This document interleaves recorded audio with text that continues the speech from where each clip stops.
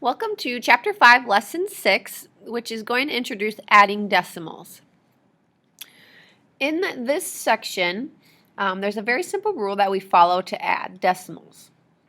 You basically add them just like you do with whole numbers, except you need to line up your decimal point and then carry your decimal point straight down into your sum. So let's see how that works. Example 1 says that Mr. Jacobson uses a digital scale to measure 44 and 2/10 milligrams of sodium for a chemistry experiment.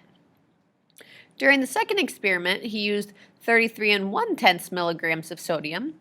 So what is the total amount of sodium that he used? So we need to find 44 and 2/10 plus 33 and 1/10. So very first we need to estimate by rounding to the ones place. So if we estimate 44 plus 33, we get 77. Okay, we'll use that estimate later on to check for reasonableness. Now to add our decimals, we line up our decimal points.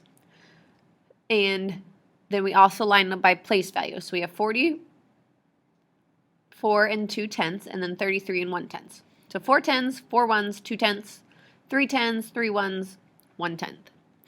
And we add just like normal. 2 plus 1 is 3. Our decimal point was brought straight down. 4 plus 3 is 7. 4 plus 3 is 7. So our final answer is 77 and 3/10 milligrams of sodium. And if we compare that to our estimate, it's very close, so we know that it's very reasonable. All right, let's go on to the next page of your packet. We have example 2, says find 19 and 6/10 plus 4 and 31 hundredths. So let's estimate by rounding to the ones place, which gives us 20 plus 4. When we add those, our estimate becomes 24. So we follow the same rules as lining up our numbers by place value and lining up our decimal points. Then we need to add in a 0 so that both numbers end in the same place value. So we have 19 and 6/10. So if you add in a 0 at the end here, that helps you can see it better so that it makes more sense when you're adding. Then we just add digits in the same place value positions and rename them as necessary. So 0 plus 1 is 1.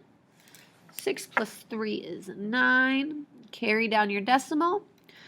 9 plus 4 is 13. Carry it over. And 1 plus 1 is 2. So our final answer would be 23 and 91 hundredths. If we compare that to our estimate of 24, very close, so we know that our answer is reasonable, we can go ahead and move on. Okay, let's do a couple guided practice problems, and then I will have you do the rest on your own. So we have 6 and 32 hundredths plus 1 and 46 hundredths. Line them up, the decimal points, line up the place values. 2 plus 6 is 8.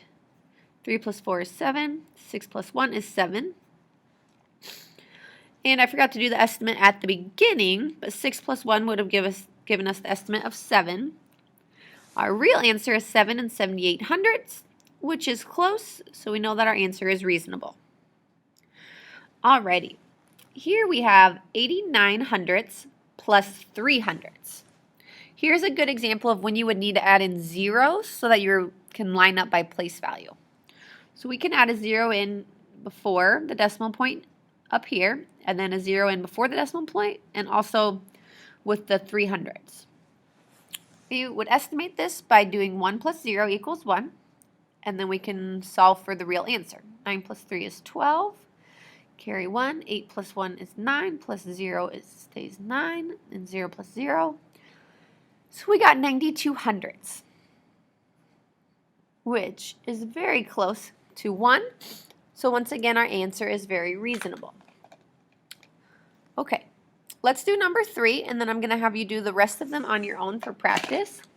Here we have 54 hundredths plus 7 and 8/10. Now we need to add in zeros here so that it makes it easier to look at when we're adding. 4 plus 0 is 4. 5 plus 8 is 13. Bring your decimal point straight down. 1 plus 7 is 8. And if you would estimate at the beginning, this would be 1 plus 8 which would go to 9. 8 and 34 hundredths is very close to 9, so our answer is reasonable.